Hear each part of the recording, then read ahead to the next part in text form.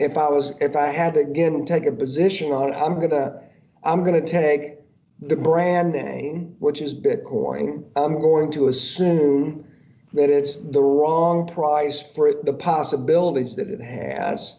And I'm going to assume that the path forward from here is north.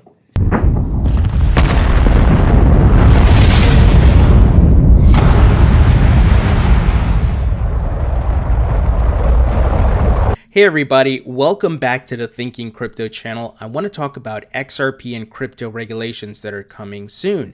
Before we go further, we are closely approaching 50,000 subscribers, so please hit the thumbs up button, leave a comment below, and hit the subscribe button if you're new here. It helps support the channel and it doesn't cost you anything.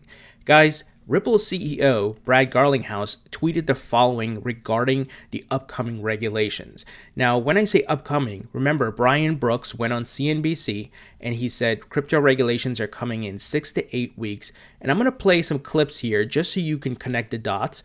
But I want to talk about first what Brad tweeted about. And he's essentially saying, hey, all you guys who are against KYC and AML, if you want higher prices, if you want adoption from Wall Street and banks, you're going to have regulations. You're going to have KYC and AML. Remember, Raoul Pal, the macro investor, he was talking about this too. He had the same sentiments, and he got trashed by some Bitcoin maximalists and some other people in the community. It's like, guys, wake up.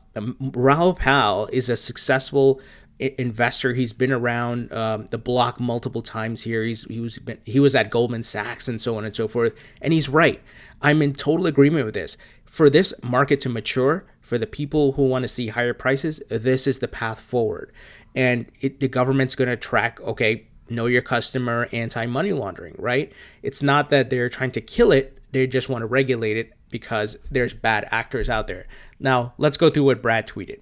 Our industry celebrates when institutions and regulators publicly laud real use cases. For example, the SEC, Treasury highlighting using crypto for payments. People get excited about that, but they balk at the idea that KYC, know your customer, and AML, anti-money laundering, is a fundamental part of a robust financial system that protects consumers from scams/bad actors. So they want the benefits, but they don't want the regulations with it.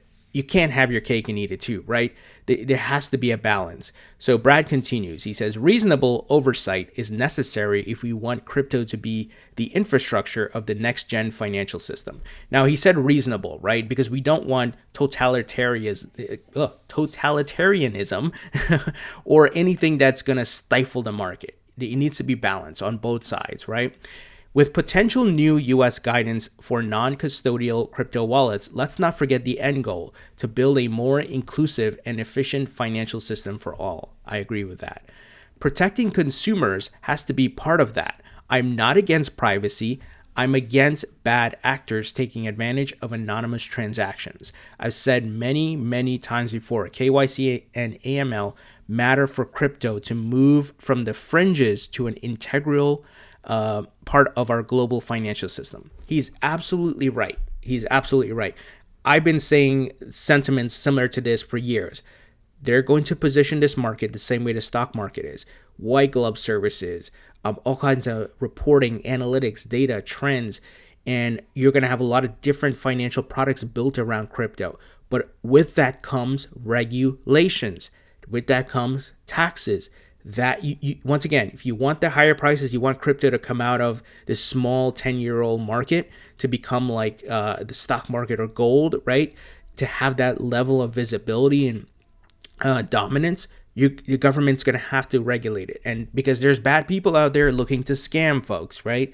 So just keep that in mind, guys. There's a balance here. And no, I don't want to give up my privacy. And no, I don't want to give the government everything about me. Absolutely not, right?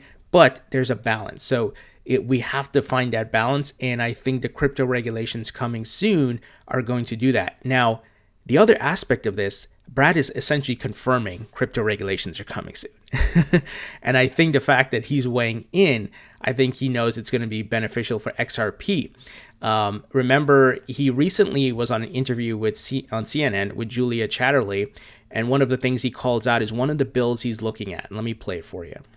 The U.S. has not provided that certainty yet, and we have been big advocates of a bill that was introduced in Congress called the DCEA, or Digital Commodity Exchange Act. We think it's a very important step in providing that clarity and that certainty here in the U.S.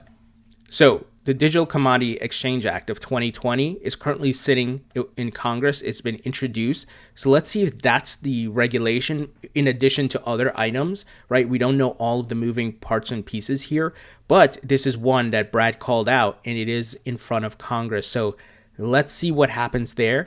And just as a reminder, our friend Brian Brooks, crypto comptroller, here's what he had to say.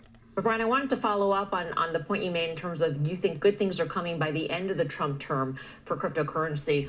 Are you in the camp who believes that more regulation in cryptocurrency will be a good thing overall for the industry? Yeah, look, I wouldn't say more regulation. This is not like your breakfast cereal box where it talks about weight, not volume. I don't think we need 50 regulations instead of 2. But what we do need is clarity about what's allowed. And so we need some guidance, for example, about whether banks can connect directly to blockchains as payment networks. The answer has to be yes, right? We need answers about. Notice what he just said there. Whether banks can connect to payment blockchains or, to do payments and all that. He said the answer is yes. And once again, who is actually doing that?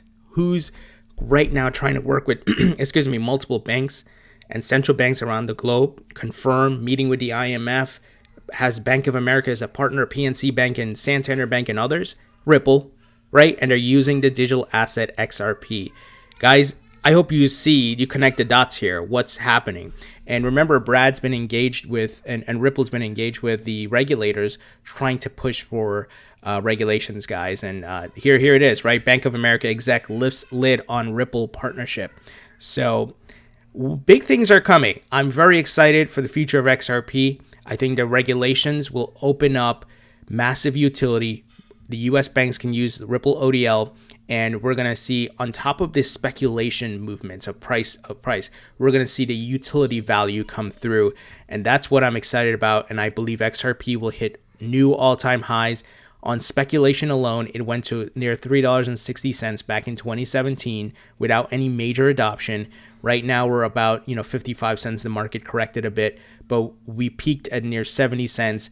So I think, guys, just my personal opinion, there's a solid probability of we definitely hitting like $5 in the next parabolic run-up. Now, if you add in utility there and all that, I think it could go to $25. That's just my opinion. I'm not saying it's a certainty. I'm saying it's a probability. It may not happen. Okay, guys, I'm not saying it's a certainty. I wanted to make sure that that's clear. I'm just looking at the different factors, and based on previous trends, market trends and cycles, I'm predicting that. Now, of course, we need the regulatory clarity. Of course, you need like the likes of a Bank of America to start using Ripple ODL, right? So the utility has to be there. Now, if it's just speculation, maybe we go to like $5 and around $5, right? That's just my thoughts. I don't know what you guys think about it, but certainly want you guys to weigh in. Now, finally, reminder, I tweeted it this morning. For XRP holders, friendly reminder, the Flare Network snapshot is December 12th, but it's on UTC time. So you need to be sure how this aligns with your time zone so you don't miss the snapshot on the exchanges. If you are doing it on the exchanges, right? You need to get your XRP on the exchange early so you do not miss this, right? Plan ahead. Don't wait last minute and then you're like kicking yourself like, oh my gosh, I can't believe I missed it, right? Get it done early. Make sure it aligns. I don't know if you're on Eastern, Pacific, Central time, wherever you are. Like, just make sure it aligns with the UTC time, and it's you're not missing the boat here, guys. And remember, you can claim it on the exchanges, or you can self-custody on your Ledger Nano S, X, whatever it is, and it will be done in the deadline for that is in June 2021. But the Flare network goes live in Q1, between Q1 and Q2 of 2021. And we should start seeing the distribution of Flare Spark tokens then.